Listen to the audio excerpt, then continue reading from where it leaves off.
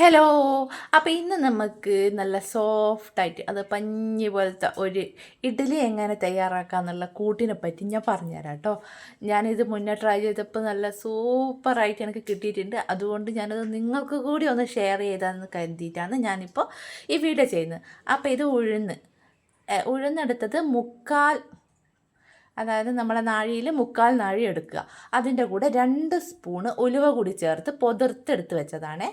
ആ പച്ചരി എടുത്തിട്ടുള്ളത് 2 നാഴി പച്ചരിയാണ്. പിന്നെ ചോറ് 2 പിടി ചോറ്, അതായത് നമ്മൾ വേവിച്ച് വെച്ചിട്ടുള്ള, അതായത് വെന്ത ചോറ്. അപ്പോൾ എല്ലാം സെപ്പറേറ്റ് ആയിട്ട് അരച്ചെടുക്കണം. ഉഴുന്ന് വേറെ തന്നെ അരച്ചെടുക്കുന്നുണ്ട്.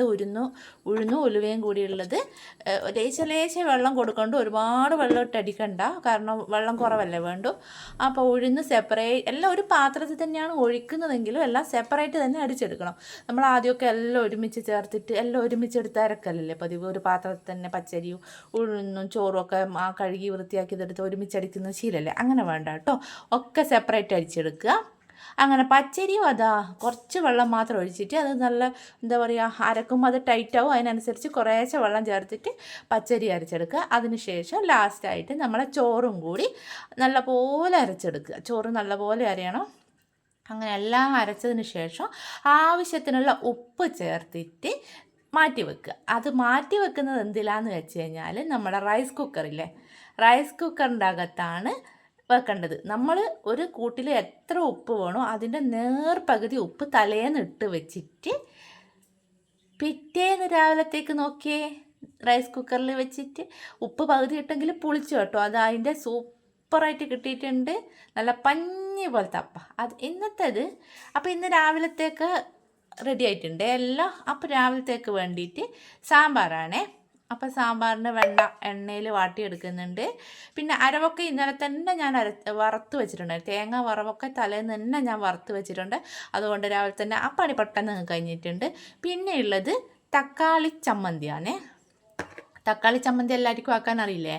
ചെറിയ ഉള്ളി, പിന്നെ ഒരു അരക്കഷ്ണം വലിയ ഉള്ളി, പിന്നെ 2 വെളുത്തുള്ളി, പിന്നെ കറിവേപ്പില ചപ്പും, ഒരു നല്ല വലിയ തക്കാളി, പുളി ആവശ്യമുള്ള നല്ല വലിയ തക്കാളി കൂടി എടുക്കുക. അപ്പോൾ ഇതെല്ലാം എണ്ണയിൽ നല്ലപോലെ മൂപ്പിച്ചെടുക്കുക. നല്ലപോലെ മൂത്തോട്ടെ, എണ്ണയിൽ നല്ലപോലെ വാടി വരുമ്പോൾ അതിൻ്റെ ടേസ്റ്റ് കൂടുതലായിട്ട് ഇറങ്ങി വരിക.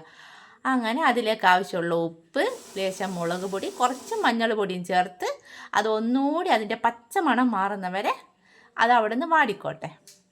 അതിനുശേഷം അത് മിക്സിയിൽ നല്ല പോലെ അരച്ചെടുത്തോ കേട്ടോ. ഇതാ നമ്മുടെ ഇഡലി കണ്ടോ, നല്ല സോഫ്റ്റാണ്. തൊടുമ്പം തന്നെ ഇങ്ങനെ ഇതായി വരുന്നുണ്ട്. നല്ല സോഫ്റ്റ് അപ്പാണ് കിട്ടിയിട്ടുള്ള. അപ്പോൾ അരപ്പ് റെഡി ആയിട്ടുണ്ട് തക്കാളി ചമ്മന്തിൻ്റെ. അത് എണ്ണയിൽ കടുകൊക്കെ ഇട്ട് പൊട്ടിച്ചിട്ട് അരപ്പ് ചേർത്തിട്ടുണ്ട്. ഇനി ആ പാത്രം കൂടി ഞാൻ കഴുകി ചേർക്കുന്നുണ്ട്. കുറച്ച് ലൂസാക്കിയാലും കുഴപ്പമൊന്നുമില്ല. ടൈറ്റായിട്ട് വേണ്ടാക്കുക, ടൈറ്റായിട്ട് തന്നെ ഉപയോഗിക്കുക. അതെല്ലാം കുറച്ച് ലൂസാക്കണമെങ്കിൽ ലൂസാക്കി തന്നെ എടുക്കാം കേട്ടോ. രണ്ടായാലും കുഴപ്പമില്ല. അങ്ങനെ തക്കാളി ചമ്മന്തി റെഡി ആയിട്ടുണ്ട്. നമ്മൾ ഇഡ്ഡലി മാവ് 2ാമത്തെ ട്രിപ്പ് ഞാൻ ഒഴിക്കുന്നുണ്ട്. അതിൻ്റെ ഇടയിൽ ചായക്കുള്ള വെള്ളവും വെക്കേണ്ട പരിപാടി ആയിട്ടുണ്ട്. കാരണം എന്താ വെച്ചാൽ സുമേശേട്ടൻ പോകാൻ റെഡി ആയിട്ടുണ്ട്. ഞാൻ പറഞ്ഞിട്ടുണ്ടായില്ലേ, ദൂരെ പണിക്ക് പോകേണ്ടതുകൊണ്ട് രാവിലെ തന്നെ 8 മണിയാകുമ്പോഴേക്ക് ആൾ പോവും വീട്ടിൽ നിന്ന്. അപ്പോൾ അതിന് പെട്ടെന്ന് തന്നെ ഞാൻ ഭക്ഷണത്തിൻ്റെ പരിപാടി നോക്കിയിട്ടുണ്ട്. ചായൻ്റെ വെള്ളം കൂടി വെച്ചിട്ടുണ്ട്. ഏട്ടൻ കാത്തു നിൽക്കുന്നുണ്ട് ഭക്ഷണത്തിന് വേണ്ടിയിട്ട്. ഞാൻ ഭക്ഷണം എല്ലാം കൊണ്ടുകൊടുത്തിട്ടുണ്ട്. അപ്പോൾ രാവിലെ ഇഡ്ഡലിക്ക് എങ്ങനെയായാലും സാമ്പാർ എല്ലാവർക്കും നിർബന്ധം. കാരണം അത് ഒരു ടേസ്റ്റ് ആണല്ലോ അല്ലേ. പിന്നെ സാധാരണ വെള്ള ചമ്മന്തിയാണല്ലോ, അത് ഞാൻ ഇടക്കാക്കി കൊടുക്കാറുണ്ട്. ഈ ഇഡ്ഡലി എല്ലാവരും ഒന്ന് ട്രൈ ചെയ്ത് നോക്കണം. ഇന്നത്തെ വീഡിയോ അപ്പോൾ ഇത്രയേ ഉള്ളൂ. ഓക്കേ.